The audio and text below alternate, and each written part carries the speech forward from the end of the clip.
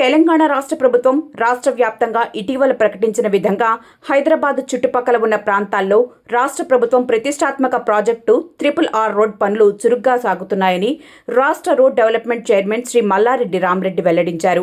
రంగారెడ్డి జిల్లాలోని తుర్కయాంజల్లో KSK foundation ఆధ్వర్యంలో కేఎస్కే ఫౌండేషన్లో నిర్వహించిన అయ్యప్ప స్వామి పడిపూజ కార్యక్రమానికి ముఖ్య అతిథిగా ఆయన హాజరై పూజా కార్యక్రమంలో పాల్గొన్నారు.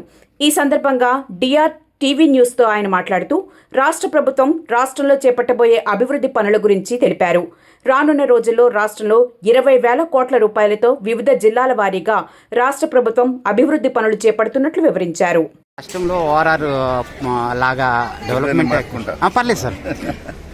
రాష్ట్రంలో ORR పరిస్థితులు అయినాయి కదా సార్. రింగ్ రోడ్ RRR అవుతున్నది కదా, రైతులు కూడా వాళ్ళ భూములను ఇస్తున్నారు. వాళ్ళకు ఏమైనా న్యాయం జరుగుతుందా సార్?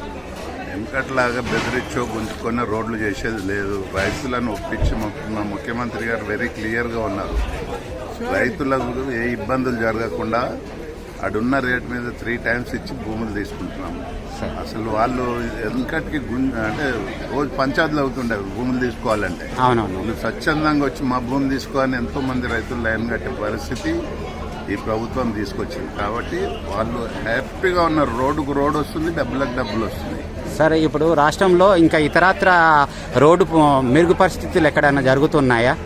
అంటే ఇప్పుడు ఇది ఒకటే RRR కాకుండా ఒక్కటే కాకుండా ఈ రాష్ట్రంలో 20,000 కోట్లతోటి 10,000 కోట్లు పంచాయతీరాజ్, 10,000 కోట్లు R&B తోటి యామ్లో రోడ్లు తీసుకునడం జరిగింది. టెండర్లు కూడా అయినా ఒక 2 సంవత్సరాల తర్వాత చూడండి ఈ రాష్ట్ర రూపురేఖలు మారుతాయి.